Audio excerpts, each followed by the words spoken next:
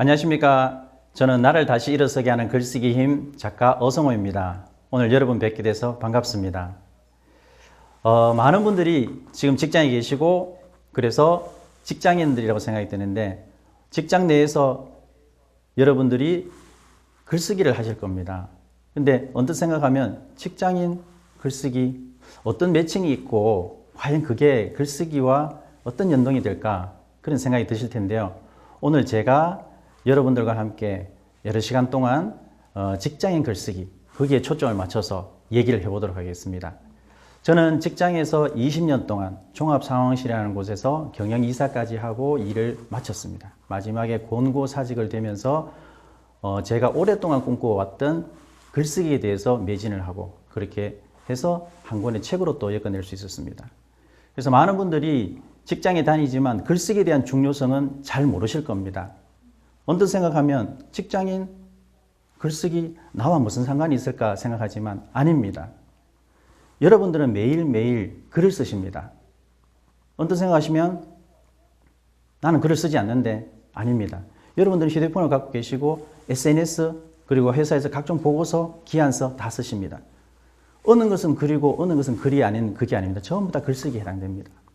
그런데 이 글쓰기의 네 가지 영역, 말하기, 듣기, 읽기, 쓰기 이 네 영역을 골고루 갖춘 사람과 갖추지 않은 직장인 어떤 차별이 있을까요? 또 여러분들이라면 어떤 차별성을 두고 직장 내에서 성공으로 가는 길을 만들 수 있겠습니까? 오늘 차근차근 시간에 걸쳐서 얘기를 나눠보도록 하겠습니다. 전체 차례를 한번 봐주시겠습니까? 처음에 직장인 글쓰기, 그리고 또 다른 나와 만나는 글쓰기, 3부에서는 나를 바꾸는 글쓰기 힘, 4부 글쓰기 기술, 5부 글쓰기가 답이다. 전부 다 보시는 것처럼 글쓰기와 해당됩니다. 이 글쓰기를 직장으로 어떻게 끌어들여서 나를 더 업그레이드 시킬 수 있는가 한번 가보도록 하겠습니다. 우선 제 소개를 드리도록 하겠습니다. 그리고 왜 직장인 글쓰기인가? 오늘 이 수업의 가장 중요한 대목이죠. 세 번째, 네 번째, 글쓰기 팁을 1, 2, 3 차례대로 나갈 겁니다. 그리고 세일즈 글쓰기도 1, 2, 3 나갈 겁니다. 그럼 여러분들께서 이 글쓰기 팁만을 모아서 여러분들 생활에, 직장 생활에 적용해 보신다면 엄청난 효과가 있을 겁니다. 그리고 세일즈 글쓰기에도 제가 경험한 사례들을 위주로 노하우를 말씀드릴 겁니다. 그리고 다섯 번째, 힘들수록 더 글을 써라. 제 소개를 잠깐 말씀드리겠습니다. 잠깐 말씀드린 것처럼 저는 회사생활 종합상황실이라는 곳에 과장으로 경력으로 입사를 했다가 경영관리이사로 마지막 권고사직을 하면서 직장생활을 마무리하게 되었습니다. 물론 그 이후에 다른 곳에 가기도 했습니다만 소위 말하는 무직, 백수 상태에서 제가 3년을 보냈습니다. 그 상태에서 제가 무엇을 할 수 있었겠습니까? 그 후에 저는 직장인 글쓰기가 정말로 절실하고 필요로 하겠다는 생각이 들어서 직장인 글쓰기 연구소를 차렸습니다. 그래서 퇴직을 준비하거나 아니면 인생 2막을 준비하는 분들, 또 재기 성공을 노리는 많은 직장인들을 대상으로 제가 동기부여와 그 다음에 여러분들에게 코칭을 하고 있습니다. 제가 지금까지 나를 다시 일어서게 하는 글쓰기 힘 외에 총 6권, 그리고 지금도 제가 집필 중에 있는 책들이 있습니다. 저는 글쓰기와 관련돼서 많은 상들을 받았습니다. 나중에 수업 시간 때 말씀드리겠지만 전국 대학생, 대학원생 논문 현상 공모에서 수차례 입상을 했고, 그 다음에 우리나라에서 벌어지는 전국 영어 웅변 토론대회에 참가해서 전부 상을 받았습니다. 그리고 시, 소설, 수필 등에서도 문학상들을 받았습니다. 제가 상을 받았다고 해서 여러분들과 굳이 큰 관련은 없습니다. 반대로 생각하면 상을 받거나 문학에 어떤 관심이 있어야만 글을 쓰는 시대는 아닙니다. 누구나 다 글을 써야만 하고 글을 쓰는 시대가 이미 왔습니다. 이것은 제가 지금까지 펴낸 책들입니다. 그리고 중앙일보, SBS 라디오, 파워 FM 그리고 여러 매체에 제 책이 소개되었고, 오른쪽에 보시는 사진은 저의 카페입니다. 제 책에 보시면 블로그, 카페 여러 것들이 있는데 이 수업을 들으시는 많은 분들께서 관심 있으시면 저에게로 연락을 주시면 제가 친절히 상담을 해드리겠습니다. 왜 직장인 글쓰기인가? 가장 이제 큰 이슈이고 이 수업의 가장 키워드일 텐데, 글이라고 하는 것은 말은 허공에 흩어지고 사라집니다. 직장인들이 하루 일과를 끝내고 윗상사를 안주 삼아서 뒷담화를 하죠. 그런 말들은 그냥 흩어지고 맙니다.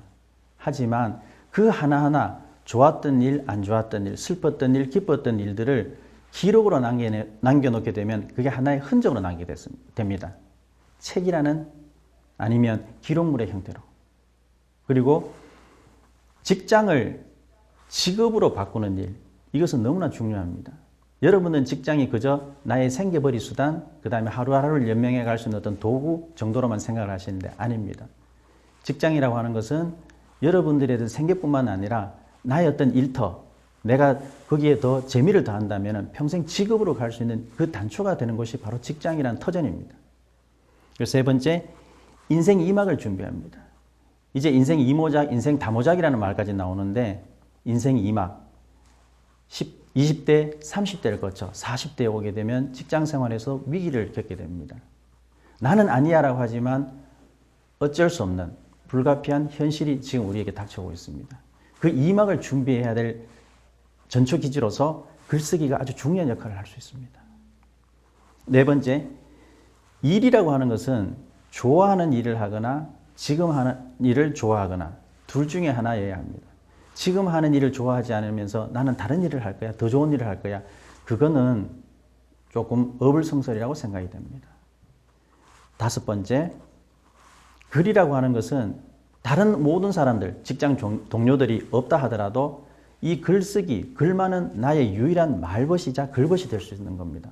내가 하루 종일 있었던 스트레스, 과로, 그 다음에 거기서 느꼈던 소회, 감상들을 글로서 적어서 남겨놓는다면 그것이 시간이 지나서 하나의 나를 다시 반영하고 반추시킬 수 있는 증거 자료가 될 수 있는 겁니다.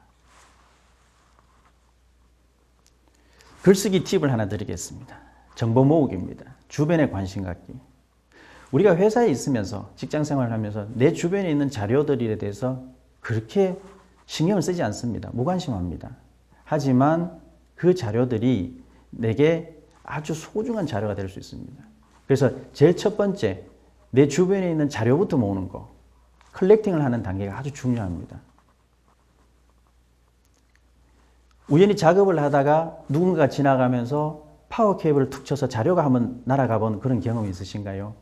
아니면 누군가가 지나가다 물을 엎질러서 키보드에 물이 고인 적이 혹시 있었습니까? 그래서 복구를 못한 그런 사례가 있었습니까? 그래서 제가 말씀드리고 싶은 것은 첫 번째, 종이 형태의 스크래머는 반드시 출력을 해서 원본 형태를 가지고 계시라는 겁니다. 파일의 형태도 중요하겠지만 내가 종이 형태의 스크랩물들은 잡지가 됐건 신문 기사가 됐건 반드시 모아서 스크랩을 해두시라는 겁니다.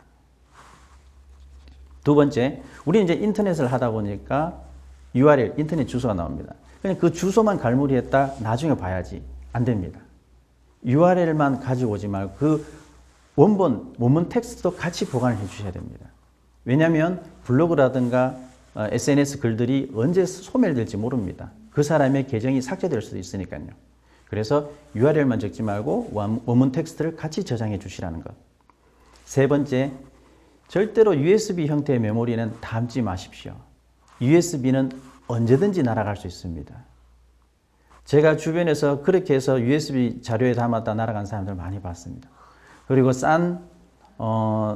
다른 외산 USB를 썼다가 그 많은 자료들이 순식간에 날아가서 울고불고 난리가 나는 경우를 제가 흔하게 봤습니다.